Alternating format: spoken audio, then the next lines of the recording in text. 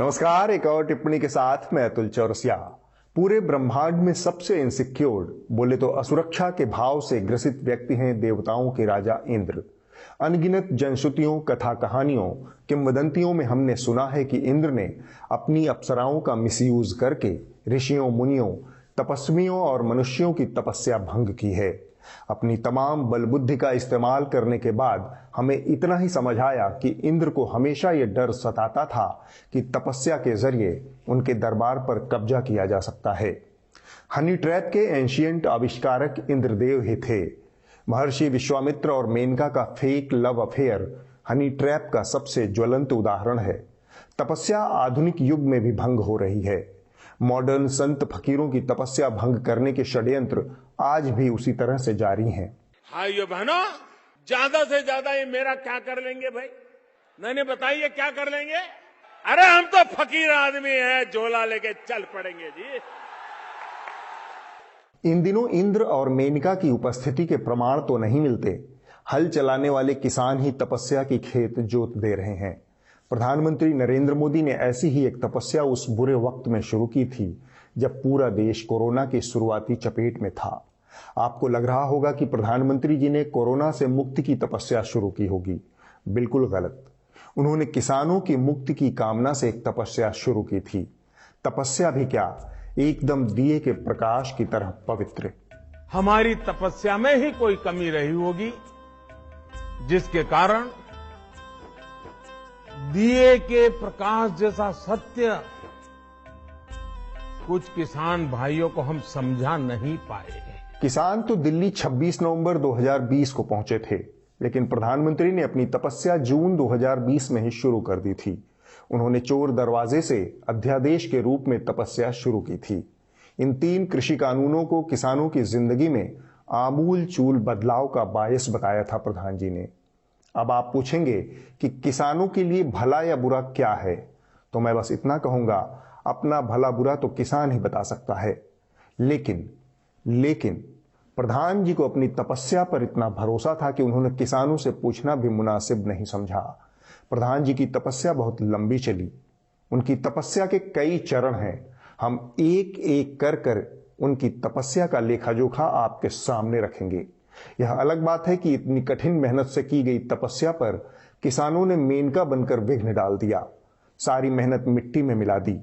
मिट्टी का आदमी मिट्टी में ही मिला सकता था। प्रधान जी को यह बात समझनी चाहिए थी।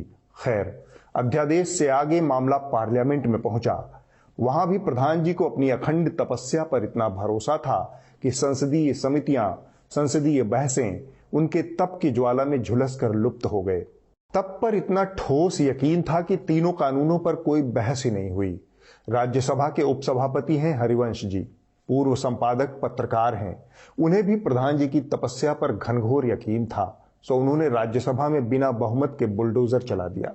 I shall now put the motion moved by Sri Narendra Singh Tomar to vote.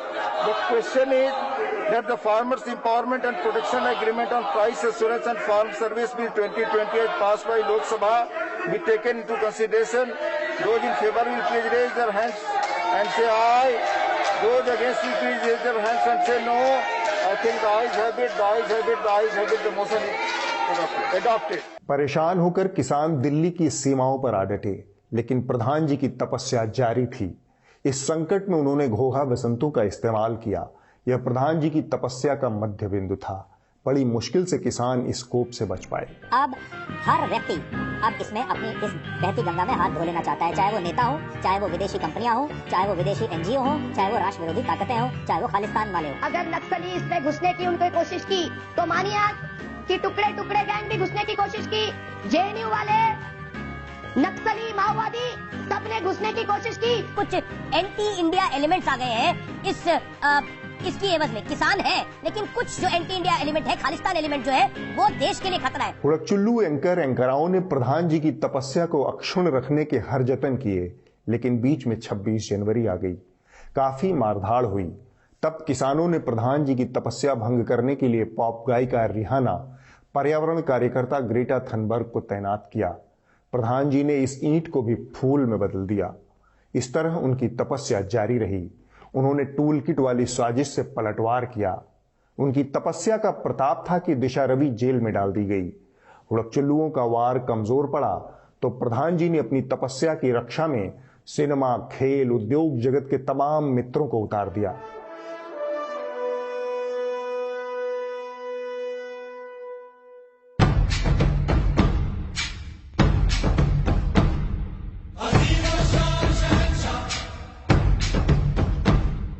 तपस्या जारी थी, लेकिन मुट्ठी भर किसान असुर बन गए थे।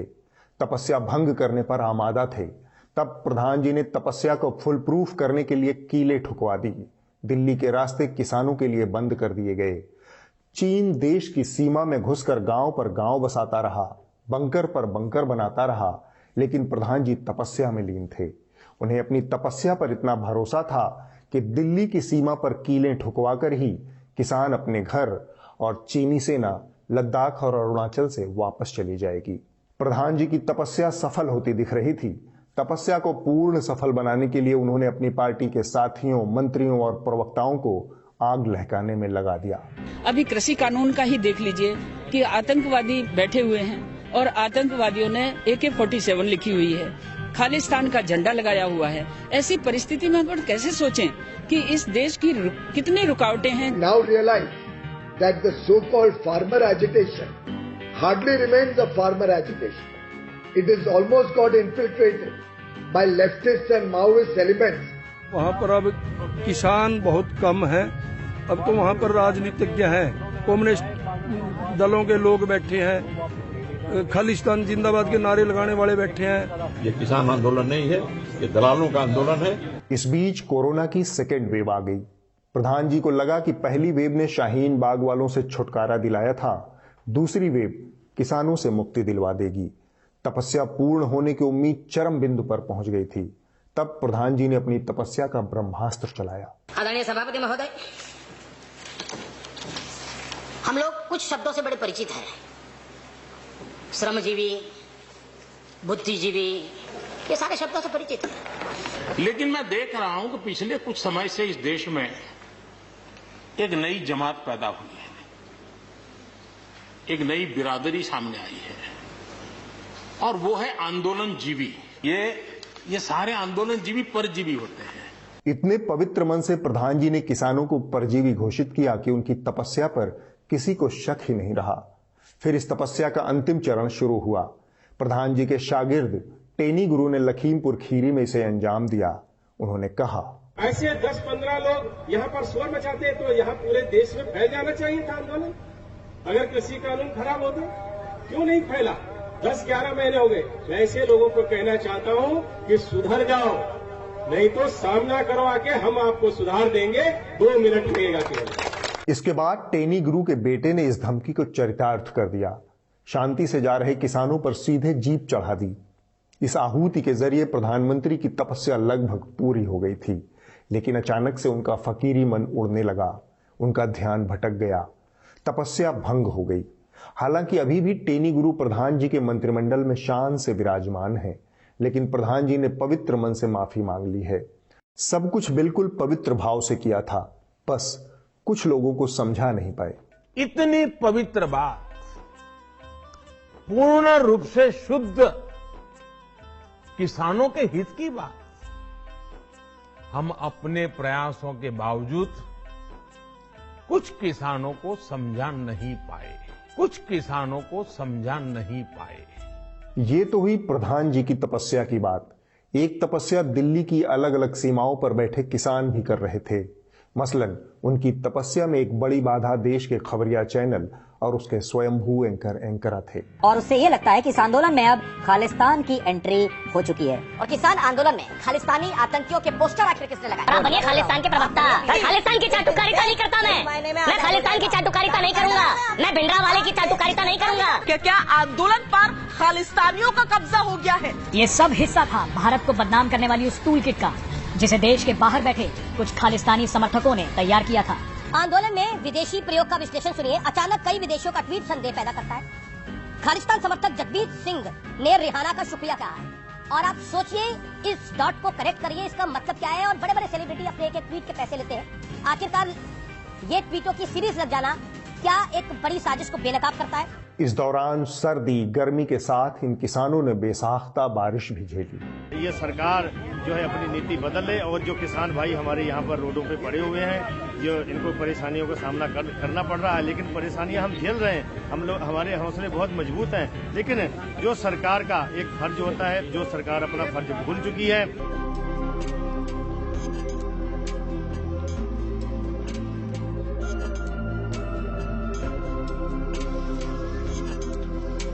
बड़ी संख्या में किसानों की मौत भी हुई। इन तस्वीरों में आप किस किस को नाम से पहचानेंगे और किस किस का नाम लेंगे। ये उन शहीदों की तस्वीरें हैं जिन्हें इस देश में आतंकवादी कहा गया। कहान सिंह, धन्ना सिंह, गज्जन सिंह, जनक राज, गुरुदेव सिंह, गुरजंत सिंह, बलजिंदर सिंह, लखवीर सिंह, करनैल सिंह, राजिंदर कौर, गुरमैल कौर, मेवा सिंह, अजय कुमार, कश्मीर सिंह, बाबू सिंह, बीना रानी, सुखमिंदर सिंह धेपी, सोहन लाल शर्मा, मोनित बसु, विकलांग किसान मनोज शर्मा, रवि कुमार बंगा को याद कीजिए। 700 किसानों की मौत हुई है। लेकिन प्रधान जी की तपस्या के आगे इस तपस्या की क्या बिसात। खैर, अब हम आगे बढ़ते हैं। साल भर तक लगभग शांतिपूर्ण तरीके से चले इस आंदोलन ने एक बार फिर से साबित किया कि देश में गांधीवादी उसूल अभी भी अप्रासंगिक नहीं हुए हैं। सत्याग्रह में वो ताकत अभी भी बची है जिसके जरिए अहंकारी कारपोरेटवादी सरकारों को लोकतांत्रिक और जनवादी मुद्दों पर झुकाया जा सकता है, बशर्ते आपकी तपस्या दिए की लौ की तरह सत्य और पवित्र हो। अब आगे बढ़ते हैं। प्रधानमंत्री ने तीनों कानून वापस लिए तो उन लोगों की बेचैनी अचानक से बढ़ गई जिन्होंने सालों पहले टेलीविजन न्यूज देखना छोड़ दिया था। सबको बस एक ही चिंता थी कि प्रधानमंत्री ने तो यू टर्न ले लिया, हुड़कचुल्लुओं का क्या होगा। प्रधान जी के इस कदम से कुछ लोगों के दिल पर चोट लगी।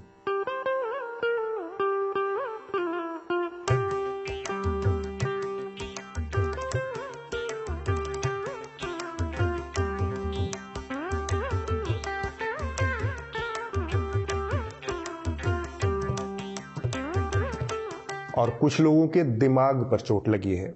आपने कहा ये देश के कुछ, आपने खुद आज कानून वापस लेते हुए कहा कि कुछ किसानों को हम समझा नहीं पाए, कुछ के लिए आपने सबको त्याग दिया और अचानक से आपने कह दिया हम समझाने में नाकामयाब हो गए। कैसे समझाने में नाकामयाब हुए ये बताइए देश को। आपने समझाने के लिए हाल के दिनों में क्या किया, हमें क्यों नहीं दिखा? क्या इस देश में लोकतंत्र में कुछ लोग जो करेंगे और उसके बाद भुगतेंगे सारे लोग? फिर तो इस देश में बहुत सारे लोग कहेंगे हम इनकम टैक्स नहीं देंगे, हमको नहीं बनता है, मेरे पास इतनी कमाई नहीं है कि मैं इनकम टैक्स भरूं, मैं नहीं देंगे इनकम टैक्स। इनकम टैक्स बंद कर दीजिएगा क्या? बात सुप्रीम लीडर की थी। एंकराओं ने अपना 1 साल इसी उम्मीद में निवेश कर दिया था कि अब इसका फायदा बस मिलने ही वाला है। कुछ को थोड़ा बहुत मिला भी, मसलन इनको साहब का फॉलो मिला। बाकी बस उम्मीद में थे, लेकिन साहब ने यू टर्न लेकर सबका फजीता कर दिया। उठापटक चैनलों पर होना ही था। पहली कुश्ती आज तक पर अंजना ओम कश्यप के शो में हुई। अंजना, मुझे सबसे ज्यादा खुशी तो आज इस बात की है कि मैं आपको थोड़े दिन पहले जब सुनता था तो आप कहती थी तीनों काले कानून किसानों के हित के हैं, और जब आप ही ने आज कहा आपके अभी वर्डिंग में कि तीनों काले कानून किसानों के हित में वापस लिए गए। लेकिन मिस्टर जीतू पटवारी, 2 बातें आपको साफ और स्पष्ट कर दूं। हमने कृषि कानून के जो फायदे हैं, नुकसान है, दोनों दर्शकों के सामने रखा। हमने बाकायदा हमेशा टेलीविजन स्क्रीन पर उसके फायदे और उसके नुकसान जो किसानों के मन में है, शक है, वो भी रखा। आपको दिक्कत ये है कि बाकियों का गुस्सा यहाँ निकाल रहे हैं, लेकिन आप आज तक पर बैठे हैं। आज तक ने हमेशा निष्पक्ष होकर अपनी बात कही है। पॉलिटिक्स बंद कीजिए। अंजना जी ने बड़ी हिम्मत से कहा आज तक ने निष्पक्ष तरीके से आंदोलन को कवर किया, लेकिन आज तक की एक सच्चाई यह भी है जिसे हम पहले भी कई बार आपको दिखा चुके हैं। न्यूज रिपब्लिक आज तक इको सा मैडम है कि बड़ी सोहनी सुनखी रब नूं समत रखे सच्चे पातशाह उन्हों अकल दे अंजना ओम कश्यप ओ बीबी पता नहीं की बोलती है, वाहिगुरू तेरे भी बच्चे है ने, तू भी मर जाने बीबी, ओ शर्म कर शर्म।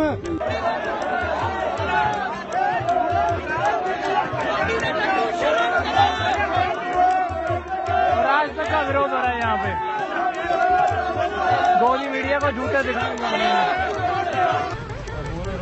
नहीं, हम नहीं बात करेंगे, आज तक से नहीं करेंगे बात। खुद अंजना ने इस दौरान किसानों को लेकर जो शो किए उसका लव्व लुआब ये है। क्या वाकई किसान आंदोलन की आग में राजनीति की रोटियां सेकी जा रही हैं? किसान बहाना मोदी निशाना, किसानों का नाम सियासत बेलगाम, आंदोलन जीवी जमात, सुलह पर घात। अब इस निष्पक्षता पर भला क्यों न कोई लट्टू हो जाए। इसके बाद तो चैनल दर चैनल रुदालियां चली। आप मुट्ठी भर बार बार ये कहते रहे कि ये मुट्ठी भर लोग हैं, मुट्ठी भर लोग हैं, तो मैं ये कहूं कि आप मुट्ठी भर लोगों के आगे टूट गए। कानून वापस लेना अलग बात है और खालिस्तानियों की वहाँ मौजूदगी अलग बात है, और आज भी हम आपसे ये कहते हैं कि खालिस्तानियों की मौजूदगी वहाँ पर थी। तो क्या किसानों को, जैसा प्रधानमंत्री ने कहा कि अपने घर लौटे, अपने खेत लौटे, क्या ये अब नहीं करना चाहिए, या अब इसके बाद राजनीति हो जाएगी इस मुद्दे पर, इसीलिए टिके रहेंगे? अब तो यूसीसी पर भी भरोसा नहीं, आप लोग यूसीसी लाएंगे नहीं लाएंगे, जो है उसी को वापस ले रहे हैं। अब 370 की भी अभी शाहीन बाग वाले फिर बैठ जाएंगे। इनको मिल गया अब कॉन्फिडेंस कि भैया सड़कों को बंधक बनाओ, कानून वापस करवाओ। बीते हफ्ते कंगना रनौत ने आजादी के आंदोलन के नायकों के खिलाफ तमाम अश्लील अभद्र बातें कही, गांधी जी के प्रति अनर्गल बयानबाजी की, लेकिन चैनलों पर तब तक शांति रही जब तक कि इनको बैलेंस करने के लिए एक नया शिकार नहीं मिल गया। शिकार स्टैंड अप कॉमेडियन वीर दास थे। कंगना ने जो बातें कही वह तथ्यात्मक रूप से गलत हैं, ऐतिहासिक रूप से अनपढ़ होने की मुनादी हैं, जबकि वीरदास ने जो कहा वह समाज के ऊपर टिप्पणी है, उसकी बुराइयों की स्वीकार्यता है। तिहाड़ शिरोमणि ने वीरदास पर हमला बोला, लेकिन जब वो ये बोल रहे थे तब क्या आपके दिमाग में कोई और चेहरा चल रहा था? थोड़ा सा जोर डालिए। अगर भारत के लोगों ने आज इस तरह के नकली वीरों को जवाब नहीं दिया तो इनकी हिम्मत ऐसे ही बढ़ती चली जाएगी और ये लोग एक बार फिर से वही स्थिति पैदा कर देंगे जिसकी वजह से हम सैकड़ों वर्षों तक मुगलों और अंग्रेजों के गुलाम रहे। चाटुकारिता से बेहतर है आलोचना। कम से कम देश को असलियत का अंदाजा रहता है। तमाम एंकराओं के विरोध का सबसे बड़ा आधार यह है कि वीरदास ने यह बात विदेशी धरती पर की। यह नितांत ही बेमतलब की बहस है। हम तकनीकी के जिस दौर में रह रहे हैं वहां धरती की सीमाएं धुंधली हो चुकी हैं। कम से कम बोल वचन के स्तर पर कोई बात कहां कही जा रही है यह आज कोई महत्व नहीं रखती। कंटेंट के स्तर पर बात करें, क्या वीरदास ने कोई ऐसी बात कही जो किसी और ने या खुद तिहाड़ शिरोमणि ने नहीं कही थी? आप खुद सुन लीजिए। I come from an India where we worship women during the day and gang rape them at night. I come from an India. यहाँ पर एक बड़ा विरोधाभास ये भी है कि हमारे देश में देवियों की पूजा होती है, भगवती जागरण होते हैं, लोग जय माता दी के नारे लगाते हैं। नवरात्र के दौरान कन्या पूजन होता है जिसमें आस पड़ोस की लड़कियों को, आस पड़ोस की कन्याओं को घर बुलाकर खाना खिलाया जाता है, उनके पैर छुए जाते हैं। जबकि हमारे ही देश में लोग इन्हीं कन्याओं के साथ रेप करते हैं और उनके साथ अभद्र व्यवहार करते हैं। ये ऐसी बातें हैं जिन पर थोड़ा शांति और गंभीरता से विचार करने की जरूरत है, वरना चौधरी जैसे लोगों की दुकान ही देश की आहत भावनाओं को हवा देने से चल रही है। इन खबरों को इकट्ठा करने, आप तक पहुंचाने के लिए हमें संसाधनों की जरूरत है। न्यूज लॉन्ड्री किसी भी तरह का विज्ञापन नहीं लेता। हम आपके यानी हमारे सब्सक्राइबर्स के समर्थन के सहारे चलते हैं। तो न्यूज लॉन्ड्री को सब्सक्राइब कर हमारा हाथ मजबूत करें और गर्व से कहें, मेरे खर्च पर आजाद हैं खबरें। अब वक्त है इस हफ्ते की रिपोर्ट का। जो कही जा रही थी बातें कि अंदर में भी सोशल डिस्टेंसिंग का ख्याल रखा जाएगा। ट्रेनें तो खुल दी हैं, लेकिन कैसे स्टेशन पर thousands of the migrants workers in different groups walking। इस हफ्ते की रिपोर्ट एबीपी न्यूज के अनकट चैनल से है। यह रिपोर्ट रायबरेली जिले से है जिसे इनके संवाददाता अविनाश राय ने किया है। यह कहानी मिट्टी का काम करने वाले एक गरीब परिवार की है जिसे अब तक किसी भी सरकारी योजना का कोई लाभ नहीं मिला है। हाईवे पर लगे इश्तेहारों से आपको फील गुड का एहसास होता है, लेकिन सच्चाई का एक पहलू यह भी है। मैं आपका घर देख रहा हूँ, तिरपाल टंगी हुई है जी। शौचालय है क्या आपके घर में? नहीं है। सरकार की योजना थी शौचालय, हर घर शौचालय। सरकार की योजना देखो, न शौचालय है, न कॉलोनी है, न लाइट है, न उजला योजना जो चला रहे हो सिलेंडर भी नहीं है, कुछ है ही नहीं। या रोड भी नहीं रही, या तो ये कहो जीएसटी स्कूल की वजह से या रोड बन गई तो आने जाने के लिए थोड़ा आराम होगा। ये एक प्राइवेट स्कूल नहीं खुला होता जो पीछे दिख रहा है। हाँ, अगर ये न खुला होता तो ये रोड भी न बनती। और ये स्कूल भी इसलिए खुल गया क्योंकि मेन सड़क से 100 मीटर दूर है। 100 मीटर दूर है, इसी की वजह से खुल गया। ये जो सड़क बनी है वो स्कूल वालों ने बनवाई? स्कूल वालों ने बनवाई अपने पैसे से। अपने पैसे से। इसके पहले कच्ची बनी थी। इसके पहले कच्ची थी। तो आपको किसी योजना का लाभ मिला? अब सर अब देख लो हमका तो कोनो योजना का लाभ है। अगले हफ्ते होगी एक और टिप्पणी। नमस्कार।